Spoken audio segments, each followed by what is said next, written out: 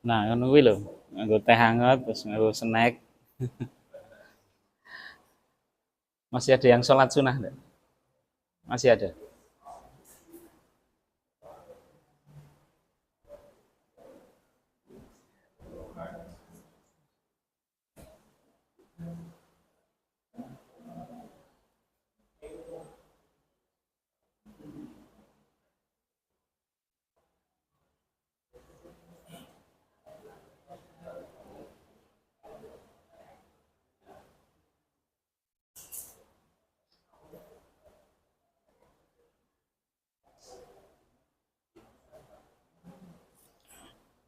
Lanjut ya.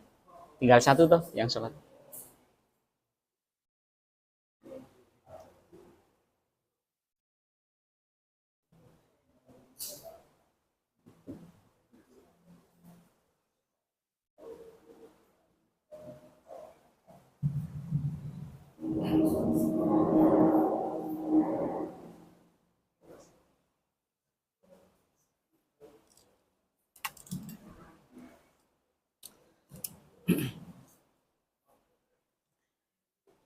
Baik, bismillah. Assalamualaikum warahmatullahi wabarakatuh.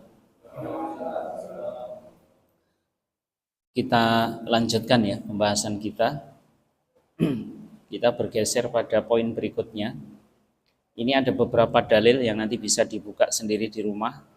Ya, sudah dicantumkan di sini di footnote itu ada dalil-dalil yang bisa dibuka di rumah. Kita masuk ke yang kedua. Berkepribadian seorang mukmin.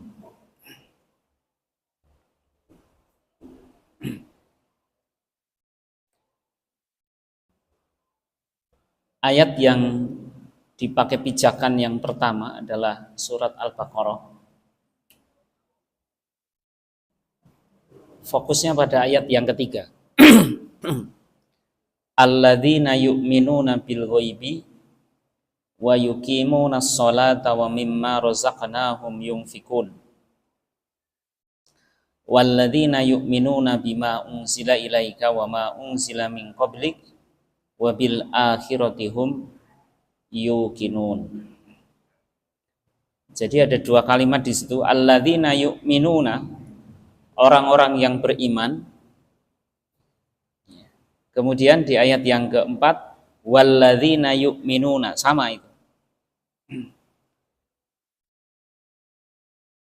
Jadi terjemahan dari lil muttaqin, orang-orang yang bertakwa itu adalah pertama orang-orang yang beriman. Kedua juga orang-orang yang beriman. Pertama beriman kepada barang gaib, wa yuqimunas shalah, mendirikan salat, wa mimma razaqnahum yunfikun, dan sebagian di antara rezekinya diinfakkan. Walladzina yu'minuna, poin yang kedua, orang yang beriman bima unzila ilaika, mengimani apa yang diturunkan kepada Rasulullah Muhammad sallallahu alaihi wasallam, wa ma unzila min qablik, dan yang diturunkan kepada sebelum Rasulullah Muhammad sallallahu alaihi wasallam, wa bil akhirati hum yuqinun, dan kepada hari akhir mereka yakin. Ya. Jadi di situ baru kita disebut sebagai orang-orang yang beriman. Ya. Maka ketika kita berbicara tentang orang-orang yang beriman atau berkepribadian mukmin, maka tidak bisa lepas dari yang disebut sebagai rukun iman. Rukun iman pertama kepada Allah, kedua kepada malaikat Allah, ketiga kepada kitab-kitab Allah, keempat kepada nabi-nabi Allah, kelima hari kiamat, keenam qada dan qadar Allah, takdir baik dan buruk. Baik. Maka ketika kita menginginkan menjadi seorang yang berkepribadian mukmin, maka apa yang harus kita lakukan? Apa yang harus ada pada diri kita? Yang pertama, karena ini terkait dengan keimanan kepada Allah, maka setiap diri di antara kita harus senantiasa berpegang teguh kepada tauhidullah, mentauhidkan Allah dalam segala aspek kehidupan kita. Baru itu disebut sebagai orang yang beriman. Artinya apa? Semua yang kita lakukan adalah dikarenakan, disebabkan semata-mata memohon, mencari, berharap terhadap ridho Allah. Tidak boleh ridho yang lainnya. Jadi hanya kepada Allah, itu namanya tauhid. Mentauhidkan Allah itu semata-mata di dalam aktivitas kita semuanya karena Allah, tidak boleh yang lain.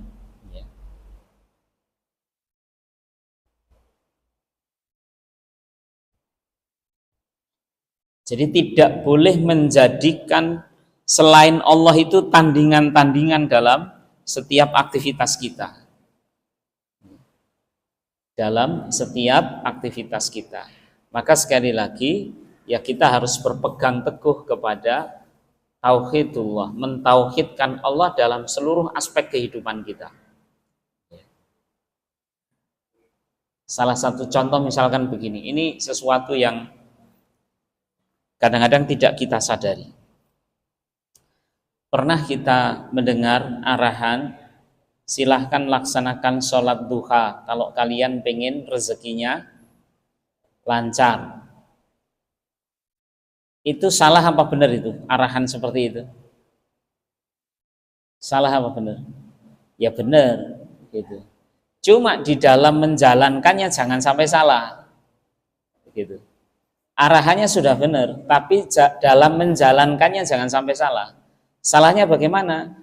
Kita sholat duha, bismillahirrahmanirrahim, sholat duha, Allahu Akbar, bene rezekine lancar. Boleh enggak kayak gitu?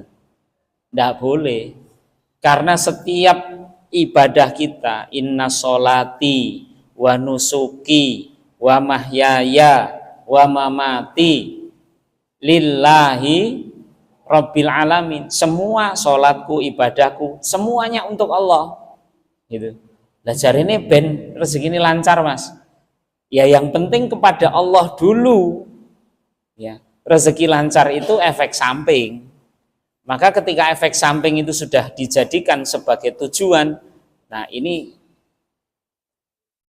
masalah ini ya. Kalau efek samping itu sudah jadi tujuan setiap kita ibadah, maka kita menjadi materialistis.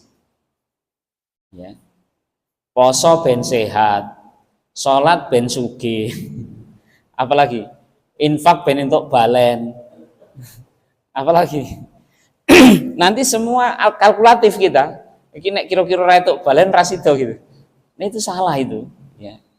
Maka kalau kita mengaku menjadi orang yang beriman, maka semua aktivitas kita untuk Allah semata, nggak boleh untuk yang lain. Nah baru nanti ketika Allah itu sudah ridho dengan yang kita lakukan, sudahlah, yakinlah Allah pasti akan kasih kok. Allah itu lebih tahu tentang kebutuhan kita daripada kita sendiri. Gitu. Kita butuh apa itu Allah tahu. Gitu. Tapi kalau kita kan kadang-kadang kita tidak tahu kebutuhan kita, neng pengen apa-apa kan gitu. Pengen iki, padahal itu ra butuh awake dhewe. Tapi kita pengen mergane apa? Nonton kan jane kan gitu. Maka sebagai orang yang berkepribadian mukmin, maka yang harus ada dalam diri kita yang pertama adalah tauhid. Tidak boleh tidak, itu harus ada ya, di dalam diri kita. Ya. Itulah yang nanti akan melandasi semua ibadah kita. Karena ibadah kita itu hanya akan diterima oleh Allah syaratnya cuma dua. Baik ibadah muamalah maupun ibadah makhluk. Benar caranya, benar niatnya. Jadi baik ibadah muamalah maupun ibadah makhluk, bukti ketundukan kita kepada Allah dalam sebuah aktivitas, maka aktivitas itu akan diterima oleh Allah ketika niatnya benar. maka semua akan bernilai ibadah ketika niatnya benar. Makan itu ibadah apa enggak? Ibadah kalau niatnya benar.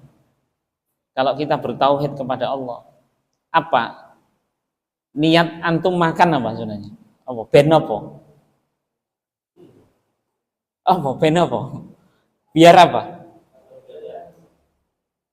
Ben wareg gitu. Salah. Gitu. Salah. Agar makan kita itu bernilai ibadah, maka niatkan ya. Niatkan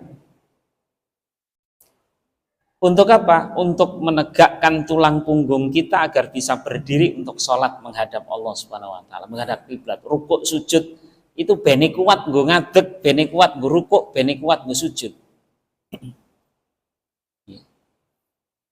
Maka sebenarnya andai kata kita kuat berdiri, kita kuat rukuk, kita kuat sujud tanpa makan, maka makan bukan menjadi kebutuhan lagi. Bisa dipahami ya? Nah, itu. Susahnya sekarang ini pit-pitan yo pit-pitan. Rung tekan gone wis wah ono warung soto mampir gitu ya. Genopo jadi gitu. Yo itu sekedar aja ya, sekedar aja. Tapi sebenarnya namanya kenapa ada syariat makan itu karena biar kita bisa tegak berdiri untuk sholat, biar bisa rukuk sempurna, biar bisa sujud sempurna. Andai kata kita bisa berdiri tegak, rukuk sempurna, sujud sempurna tanpa makan, maka Rasulullah tidak akan memerintahkan kita makan. Nggak akan ada perintah kulu wasrobu, nggak ada. Wala tusrifu, nggak ada. Makanlah, minumlah, jangan berlebihan, itu karena cukup untuk menegakkan tulang punggung kita agar rukuk kita, sujud kita sempurna. Gitu. Nah, jadi bisa difahami ya. Jadi setiap yang kita lakukan itu ya semuanya tauhid kepada Allah. Tujuannya hanya untuk Allah. Yang kedua, ketika kita memiliki kepribadian mukmin atau orang yang beriman, harus memiliki keyakinan bahwa ajaran Islam adalah satu-satunya landasan hidup kita, way of life kita.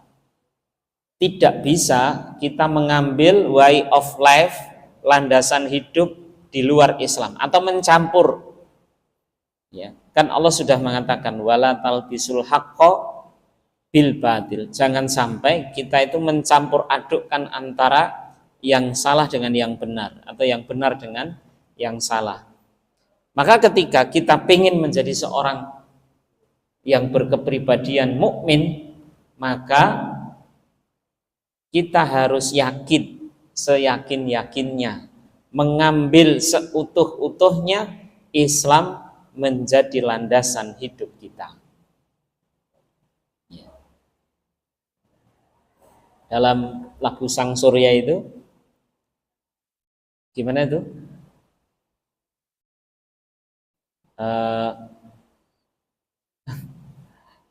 Al-Islam apa? Agamaku gitu. Jadi al-Islam itu menjadi agama. Agama itu bahasa Indonesia ya. Agama itu bahasa Indonesia. Tidak agama itu kacau katanya begitu. Tapi di luar itu bahwa satu-satunya yang harus kita yakini, ajaran yang harus kita yakini untuk mengatur hidup kita ya hanya Islam. Inna dina indallahil Islam, hanya Islam yang sah, yang diterima di sisi Allah. Maka kita ketika menjadi seorang yang mengaku bahwa diri kita adalah berkepribadian seorang mukmin, maka kita harus yakin bahwa Islam adalah satu-satunya pedoman hidup, landasan hidup yang memang harus benar-benar kita lakukan atau kita laksanakan. Salah satu di antaranya sifatnya Islam itu kan Rabbani, asalnya dari Allah. Aturan yang sudah atau aturan yang turun dari Allah itu sudah bisa dipastikan akan cocok dengan kehidupan manusia. Tapi aturan agama ya kemudian dicampur-campur dengan ajaran manusia itu jelas malah nggak cocok gitu. Rekae manusia itu arep ngotak-atik dan cocok karo karepe dhewe. Tadi di depan saya katakan kan, Allah itu lebih tahu tentang kebutuhan kita. Allah itu lebih tahu tentang kekarepan kita daripada kita sendiri.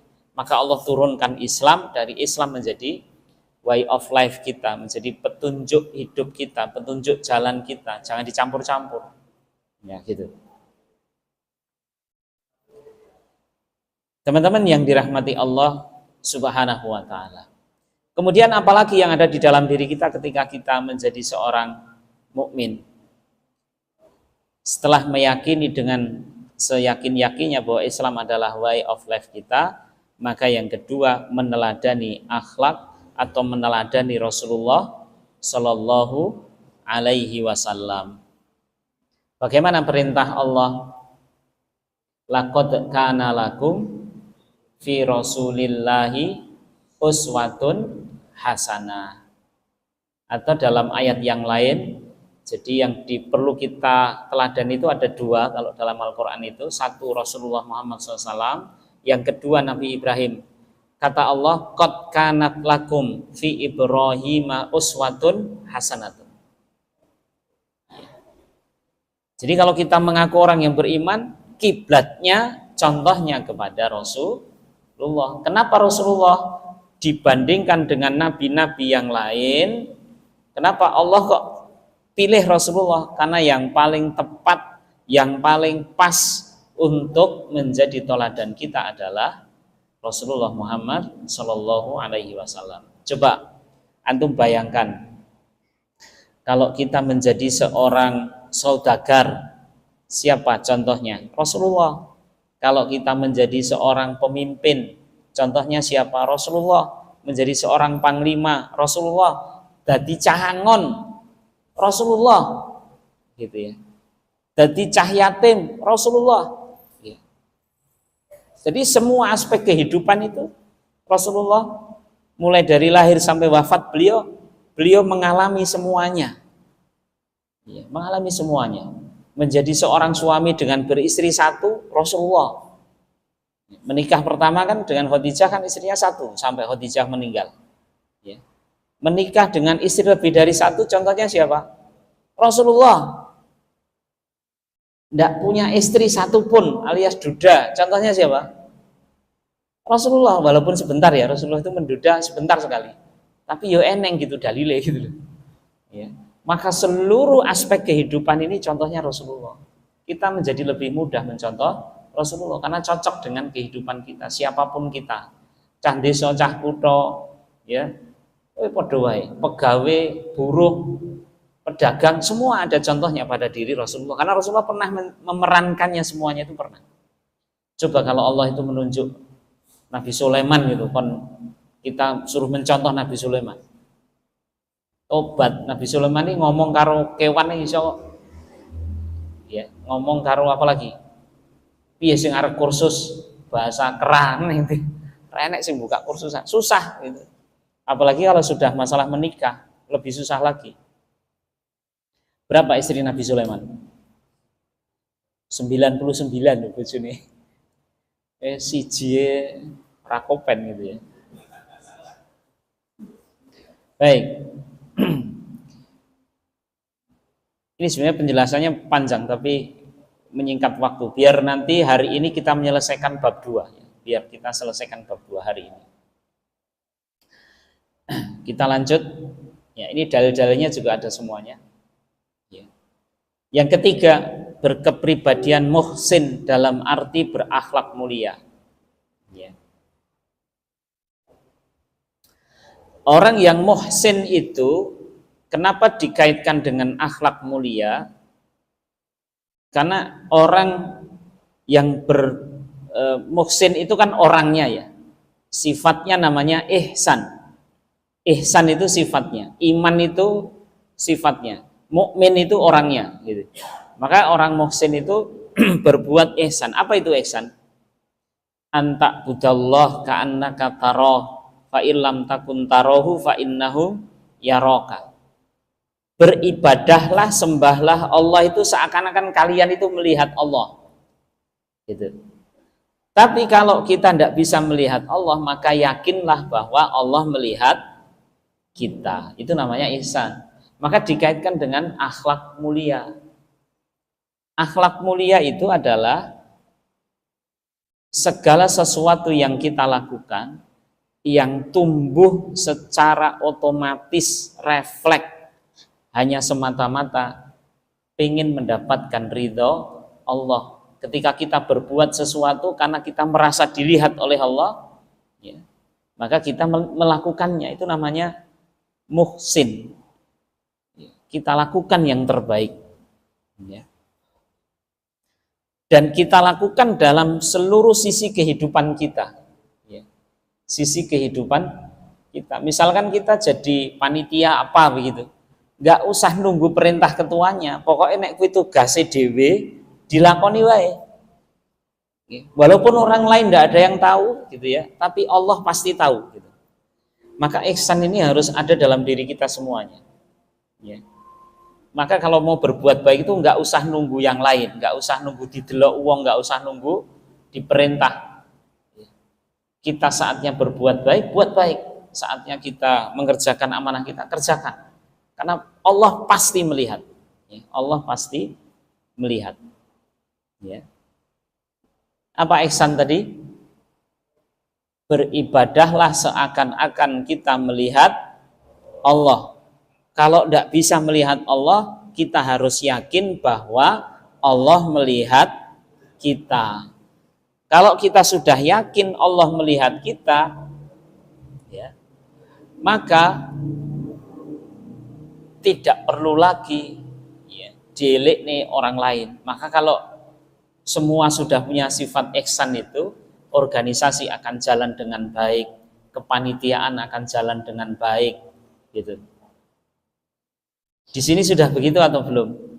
Anu urung kok iki ketuane rongakon aku kok, gitu. Walaupun ketuane rongakon, itu nek sudah amanah kita jalankan aja.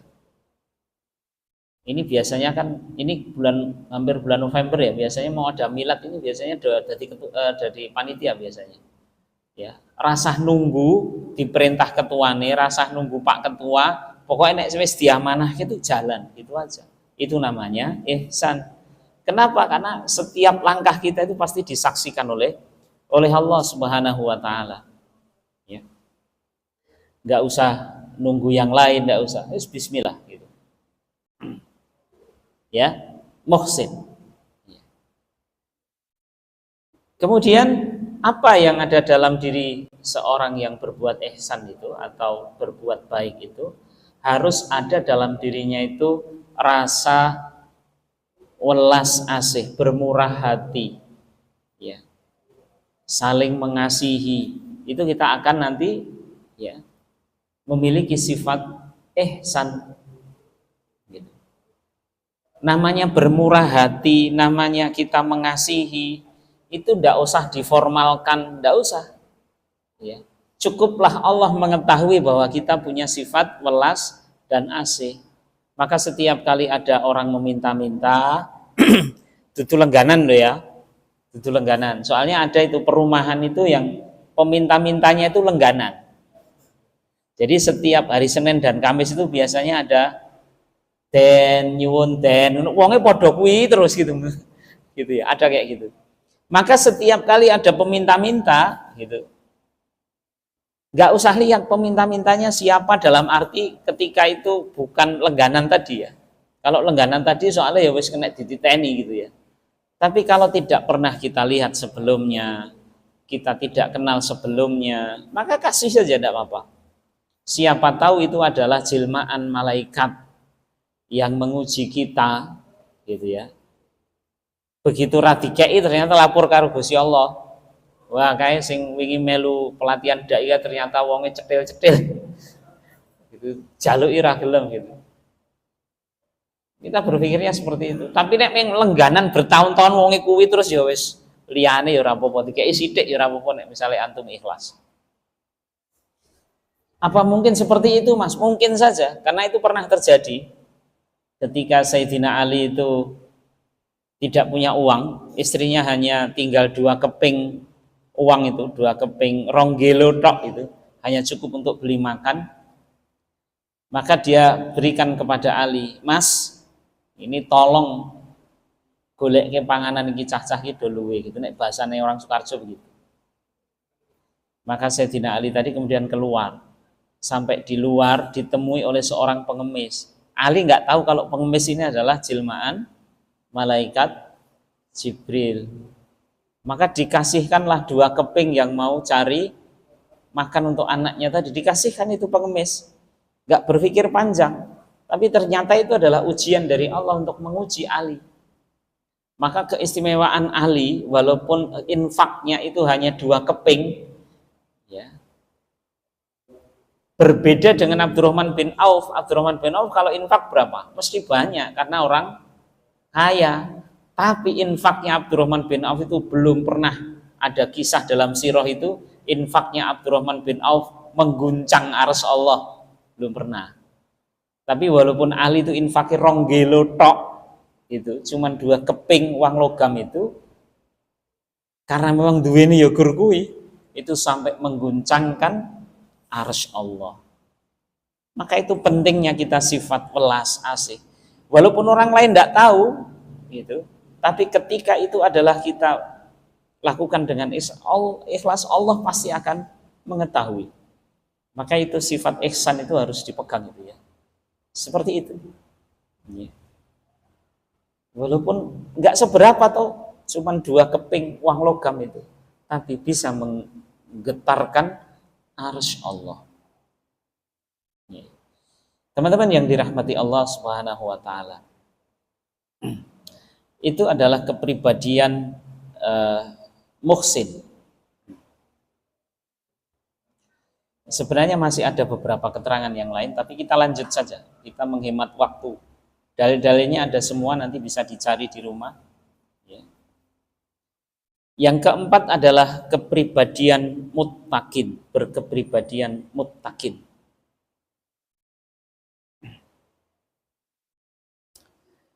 Teman-teman yang dirahmati Allah Subhanahu wa taala, bagaimana kita seorang pemuda Muhammadiyah memiliki berkepribadian muttaqin ini, seorang muslim muda Muhammadiyah? Yang pertama, hendaknya setiap kita ini ya, ketika kita memiliki kepribadian muttaqin, muttaqin itu apa toh? Orang yang bertakwa, namanya muttaqin. Takwa itu apa? Menjalankan seluruh perintah Allah dan menjauhi seluruh larangan Allah. Kalau definisinya muttaqin menurut Umar bin Khattab apa? Ketika seorang sahabat ditanya oleh Umar bin Khattab, menurut kamu takwa itu apa? Kemudian ditanya oleh Umar bin Khattab, pernahkah kamu berjalan di sebuah jalan yang penuh dengan onak dan duri? Pernah, wahai khalifah. Apa yang kamu lakukan? Aku akan berhati-hati supaya tidak menginjak onak dan duri itu. Kata Umar bin Khattab, itulah takwa. Ya. Maka yang harus dimiliki oleh seorang pemuda Muhammadiyah adalah berhati-hati. Ya. Kalau dalam istilah yang lain itu berpikir jernih. Itu yang pertama. Harus bisa berhati-hati menganalisa dengan benar setiap persoalan, setiap informasi, setiap apa saja yang masuk. Ya, berhati-hati atau berpikir sejernih-jernihnya. Ya, jangan sampai kemerungsung, jangan sampai kemudian kita mudah terpengaruh, mudah tergoyahkan ya, terkait dengan prinsip-prinsip keislaman kita. Ya. Kalau dalam mengambil sebuah keputusan dari sebuah masalah dalam konsep tarjih Muhammadiyah itu ada 3 cara ya, berpikir bayani, burhani, irfani. Maka setiap kali ada masalah, walaupun ini adalah cara bagaimana mengambil sebuah fatwa, tapi bisa kita lakukan dalam kehidupan kita sehari-hari. Kalau ada masalah datang kepada kita, maka pertama kita analisa dulu dengan bayani dulu. kita cari dalam nas Al-Quran atau hadis, kira-kira kalau masalah seperti ini itu bagaimana cara pemecahannya, ada apa enggak? Itu pertama. Yang kedua dengan burhani. Burhani itu dengan ilmu pengetahuan yang kita miliki. Kita pernah sekolah, kita pernah diajari bagaimana ya ilmu sosiologi atau ilmu ekonomi atau ilmu apa, itu kita gunakan. Ya.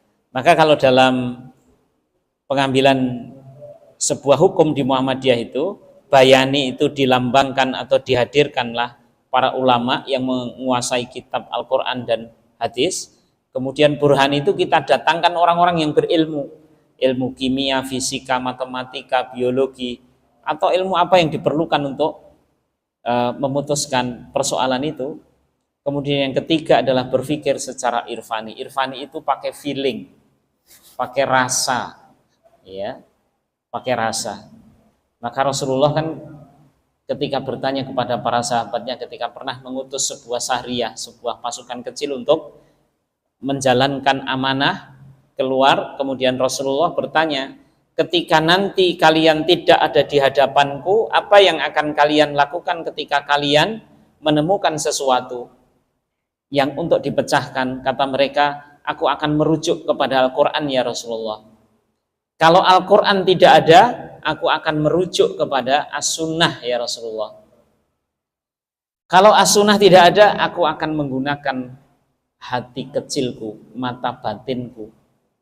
Ya, feelingnya seorang mukmin itu adalah bisa dipakai untuk mengambil sebuah kesimpulan. Maka di dalam pengambilan kesimpulan di Muhammadiyah itu menggunakan tadi ya, bayani, burhani, irfani. Ini yang pertama. Jadi setiap orang mukmin itu harus bisa berpikir jernih. Ya. Jadi jangan gerusa-gerusu, semua perlu dipertimbangkan. Kemudian yang kedua, ini terkait gejolak muda kita, bahwa seorang yang berkepribadian mutakin itu harus bisa menahan hawa nafsu. Ya, atau dalam bahasa sekarang menahan emosi. Ya. Kini modelnya wongnya emosinan orang ini. Bisa menahan emosi. Contohnya seorang sahabat Nabi yang tadi sudah saya pakai contoh lagi itu ya, Ali. Ya. Pernah satu ketika di perang Badar, Sayyidina Ali itu pernah sudah menempelkan pedangnya itu di leher musuhnya gitu. Ya, sudah ditempelkan di leher musuhnya gitu. Tapi sebelum detik terakhir, sebelum Ali menyembelihnya gitu ya, ini dibablas kayak gitu udah disembelih ya. Tapi detik-detik terakhir itu musuh Islam yang sudah terpojok oleh Ali tadi meludahi mukanya Ali, diludahi itu Ali. Cuh begitu. Ali kemudian kan marah toh. Nek kira-kira sing didoni, sing diludahi itu antum itu tok apa nih itu? Beleh langsung gitu ya. Tapi karena Sayyidina Ali itu punya sifat mutakin ini, dia bisa menahan emosinya, dia bisa menahan amarahnya, maka tidak jadi disembelih malahan. Tidak jadi diteruski, didoni marah sini. Ya. Sing wong kafir tadi malah gumun loh, malah rasi dadi pateni aku gitu. Gitu. Kemudian penasaran dia tanya sama Ali, wahai Ali, tadi kamu sudah mau membunuhku, tapi begitu saya ludahi mukamu, kok kamu malah jadi melepaskan saya? Penasaran dia kan? Ali bilang begini, tatkala aku ingin membunuhmu tadi adalah karena Allah. Ya. Semata-mata karena Allah, karena engkau menyerang Islam, karena engkau mencederai Islam, maka akan aku bunuh semata-mata lillahi ta'ala, karena Allah. Gitu. Tapi tatkala engkau ludahi mukaku, kemudian ada sisi kemarahan kemanusiaanku itu marah, maka saya berpikir, kalau aku bunuh kamu, membunuhku terhadapmu itu karena Allah atau karena kemarahanku, karena diludahi mukaku, ini menjadi pertanyaanku. Jangan-jangan aku membunuhmu gara-gara aku emosi tersinggung karena mukaku kamu ludahi. Kalau seperti itu cara membunuhku, maka aku membunuh dengan cara yang salah. Dan aku akan mendapatkan dosa. Nah itu.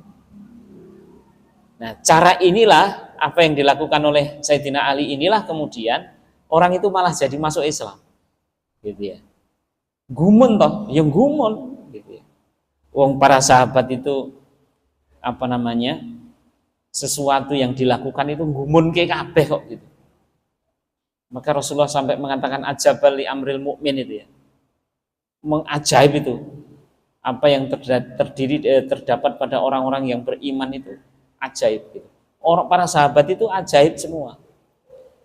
Seperti ini, Fatimah itu kan sedang menunggui wafatnya ayahnya. Siapa? Rasulullah. Nangis semua itu. Ketika Rasulullah hendak wafat, kemudian dia bilang sama Fatimah, wahai Fatimah, di antara keluargaku nanti, yang paling cepat menyusulku adalah kamu. Kira-kira kalau kita nunggui keluarga kita yang mau wafat, terus bilang begitu sama antum gimana? Engko sing bakal nyusul aku sik dhewe kowe Mas itu. Wah, kira-kira bagaimana begitu? Tapi karena itu yang bilang adalah Rasulullah dan yang dibilang adalah putrinya seorang sahabiah, ya, maka itu menjadi istimewa, gitu. Menjadi istimewa. Maka di kalangan para sahabat itu memang semuanya istimewa, termasuk bisa menahan emosi tadi, ya, menahan emosi, ya.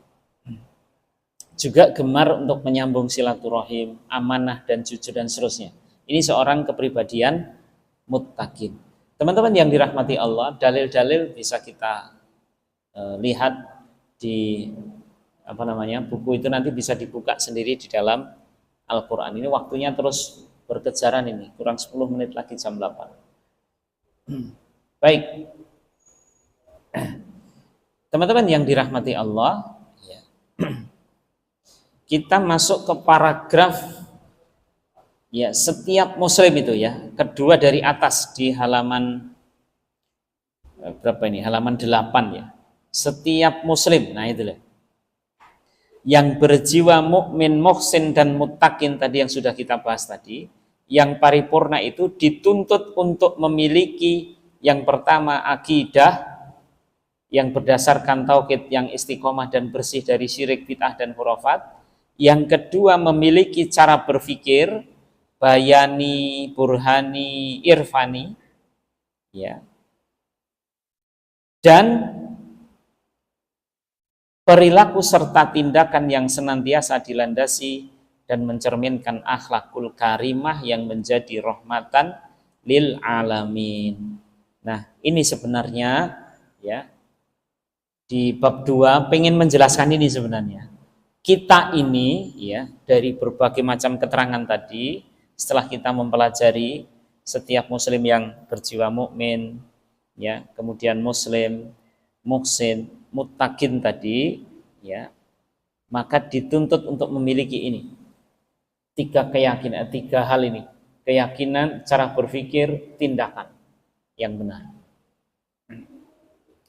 Nah, sehingga ya ini nggak usah dicatat apa-apa, nanti tak kasih filenya, tak lewatkan nanti panitia. Ya, dengan demikian ya maka nah ini yang penting ini, Islam menjadi sistem keyakinan, sistem pemikiran, sistem tindakan yang menyatu dalam diri kita masing-masing.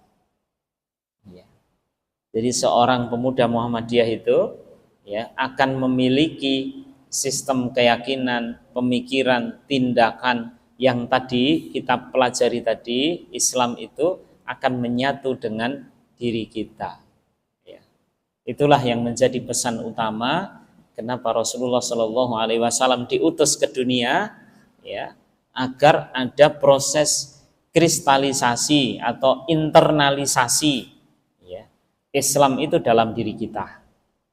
Maka judulnya ini pedoman hidup Islami warga Muhammadiyah, agar segala hal yang terkait dengan keislaman, baik keimanan, pemikiran, tindakan ya, tentang keyakinan akidah, tentang pemikiran fikroh, tentang tindakan amaliyah, maka menyatu dengan diri kita. Ya. Bisa difahami ya, untuk bab 2 ini. Ya.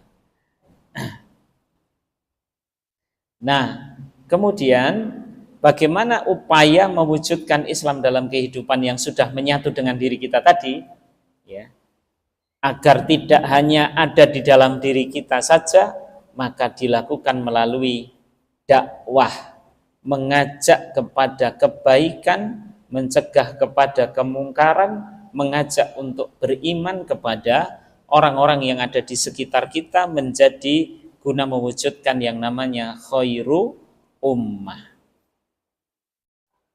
Karena ini perintah Allah, kuntum khaira ummatin dan seterusnya itu. Ukhrijat linnasi ta'muruna bil ma'ruf dan seterusnya itu. Ya. Jadi antum-antum ini yang di dalam diri kita, diri antum itu sudah ada Islam, maka ada kewajiban untuk mengajak orang. Kenapa kok punya kewajiban mengajak orang? Karena antum ketika sudah Islam masuk dalam diri kita, diri antum semuanya sudah terinternalisasi, maka disebut oleh Allah menjadi kuntum khaira ummah, menjadi umat yang terbaik. Ya. Maka, nah ini terakhir ini kayaknya nih, slide terakhir ini. Ya. Berdasarkan semuanya tadi yang kita pelajari tadi, setiap warga Muhammadiyah merupakan satu kewajiban yang mutlak untuk melaksanakan dan mengamalkan Islam dalam seluruh kehidupan dengan jalan mempraktekkan kehidupan Islami dalam lingkungan sendiri sebelum mendakwahkan ke pihak lain. Jadi ada dua kewajiban. Satu dilakoni tinggu awake dhewe, baru itu nanti diajaklah orang lain untuk seperti kita. Gitu. Nah, mudah-mudahan bisa difahami. Untuk pertemuan kita kali ini menyelesaikan dari bagian 2 ya. Nanti pertemuan yang akan datang insya Allah kita sudah masuk ke bagian yang ketiga ya. Baik, waktu masih 5 menit, barangkali ada pertanyaan atau tambahan atau mungkin koreksi yang saya sampaikan, kami persilahkan. Monggo.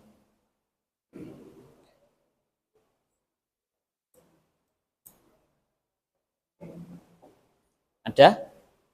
Tapi bisa diterima kan, iso ditompo loh ngomongku ini tadi. Mau nek tiwas bulat-bulat ini ora ditompo kan repot. Gitu ya.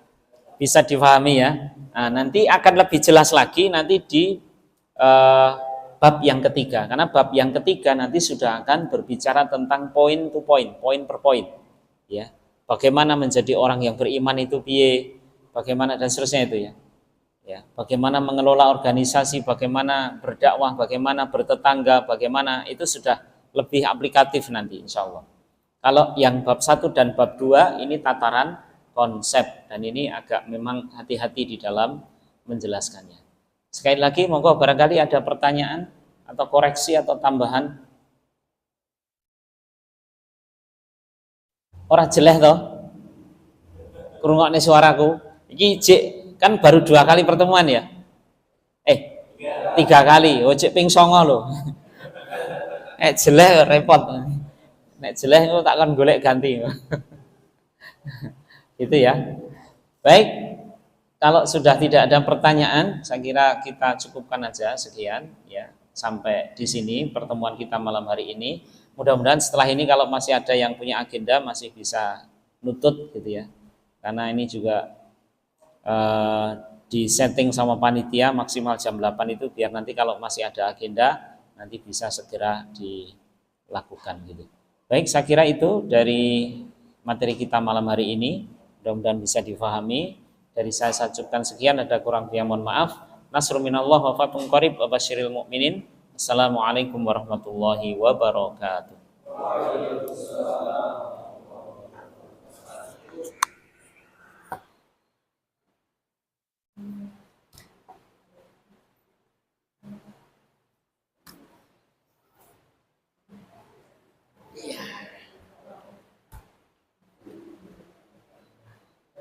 Kalau mau ditutup, saya tak apa-apa ini saya mau langsung soalnya tak siap.